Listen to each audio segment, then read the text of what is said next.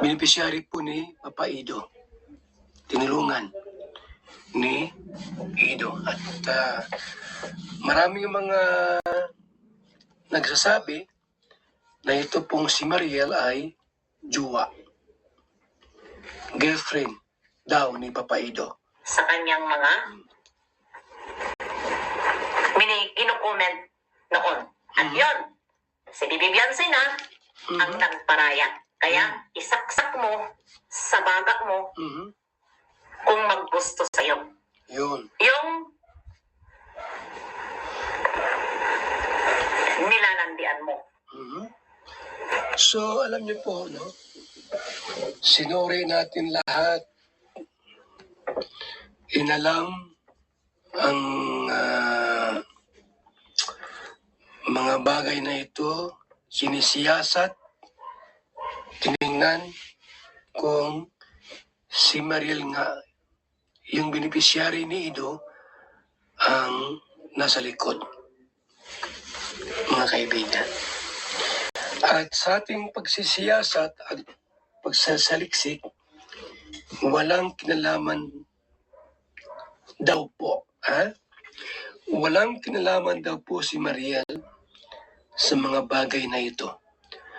May gumagamit lang pong isang mapanira at ginamit ang pangalang Mariel.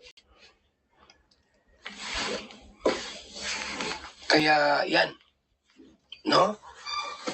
Ay ang layunin ay para siraan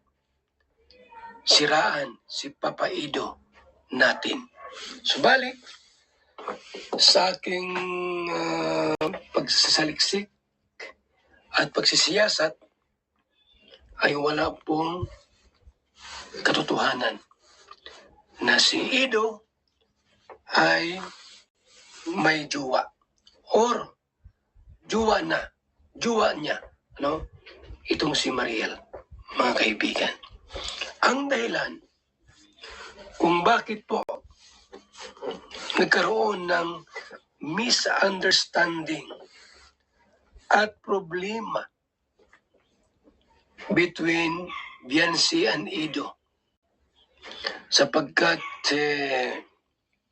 alam mo na, bilang isang lalaki, gumagawa ng isang paraan na kahit ayaw ng isang babae.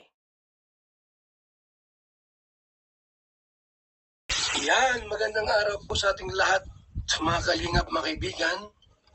Gusto ko na pong linawin, ito pong live kagabi ni Ate Glo regarding po sa hiwalayang Beyonce at Ido na binanggit dito ay may third party. Sa kanyang title, Beyonce nagparaya, Mariel success. Ito po yung kanyang reaction kay Ate Glo. At bigyan natin ng linaw para po alam ninyo ang mga kwento sa likod ng mga pangyayari. Okay? Babaeng gusto, babaeng nanggulo dito sa IDSI. At ngayon, successful na siya. Nanggulo. Dahil kung ang nakaraan noon na ito siya ay nagbitiw ng salita na hindi niya tatantanan ang IDSI, ito na nga, naging successful ang kanyang plano. Yun. So, ang tinutukoy po ni Ate Glo ay si Mariel. Si Mariel ay beneficiary po ni Papa Ido. Tinulungan ni Ido. At maraming mga nagsasabi na ito pong si Mariel ay jowa. Girlfriend daw ni Papa Ido. sa kanyang mga kinukomment noon. At yun, si Bibi Beyonce na ang nagparaya. Kaya isaksak mo sa baga mo kung maggusto sa'yo. Yun. Yung nilalandian mo. So, alam niyo po, no? Sinuri natin lahat. Inalam ang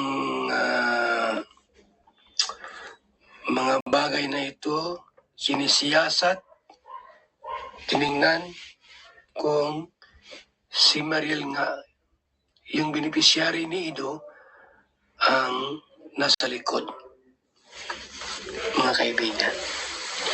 At sa ating pagsisiyasat at pagsasaliksik, walang kinalaman daw po. Walang kinalaman daw po si Mariel sa mga bagay na ito. May gumagamit lang pong isang mapanira at ginamit ang pangalang Mariel. Kaya yan, no? Ay ang layunin ay para siraan si Papa Ido natin. Subalit, sa aking pagsasaliksik at pagsisiyasat ay wala pong katotohanan na si Ido ay may jowa or jowa niya, no? Itong si Mariel, mga kaibigan. Ang dahilan kung bakit po nagkaroon ng misunderstanding at problema between Beyonce and Ido, sapagkat alam mo na, bilang isang lalaki, gumagawa ng isang paraan na kahit ayaw ng isang babae. Mahirap sabihin lahat. Subalit, mga kaibigan, dumating po sa punto na para bagang natutukso itong si Papa Ido sa kanyang minamahal na si Beyonce.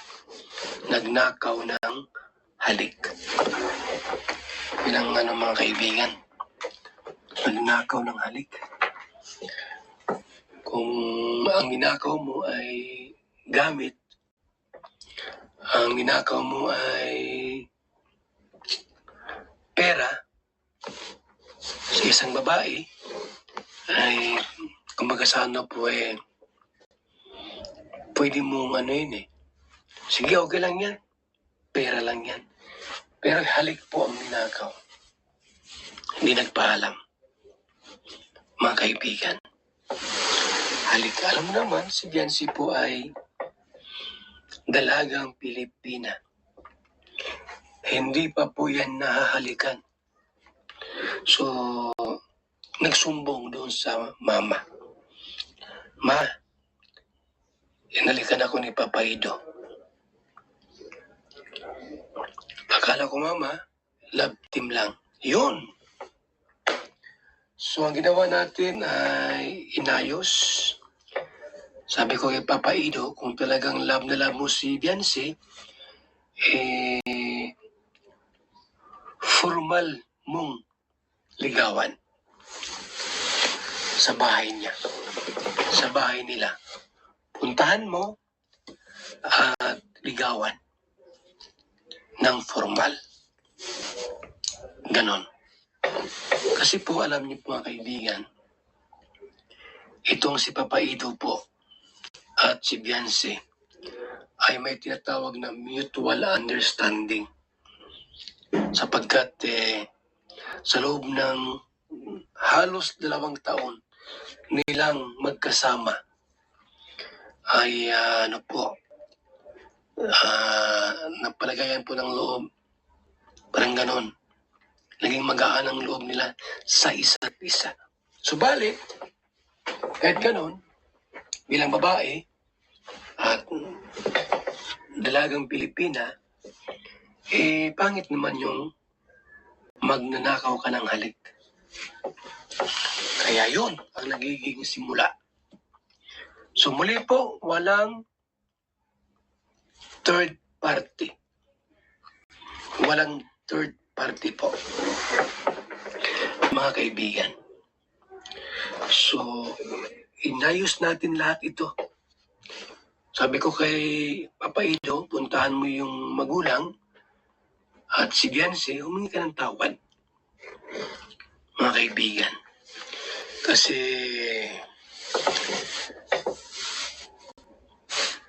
napulis pa nga po sila. Dahil ang ginawa ni Papa Ido, sa halip na direktang iuwi sa bahay, naglampas sa bahay at nagparada, nagipagkwentuhan kay Beyonce. So, nagtaka yung mga tao. Bakit may kotse na nakaparada dyan?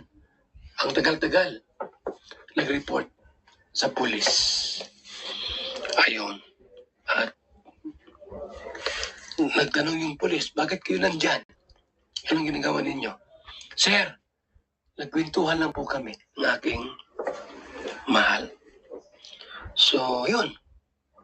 Yun po ang naging daan kung bakit naging mailap itong si Beyonce kay Papa Ido. Kaya kailangan natin turuan, iseminar itong si Papa Ido. Kung kaya't pupunta kami ng Baguio para bakbakan, seminar, mentor, yung mga dapat gawin at aksyon ng isang tunay na lalaki maniligaw kay Bibi Beyonce. So, hayaan niyo po sa lalong madaling panahon ay ating maayos ito. Mga kaibigan, kunting problema lang ito, nakaw na halik. Mahirap pala yung ganon. Mahirap pala yung ganon po na magnakaw ka ng halik. Kahit mahal ka ng babae, dapat magpaalam. So yan lang po muna, mga kaibigan. At hintayin natin ang pagpunta ni Ido, mga kaibigan, kina Beyonce, para humingi ng sorry. Maraming salamat po sa ating lahat. Mabuhay and God bless. Mga kaling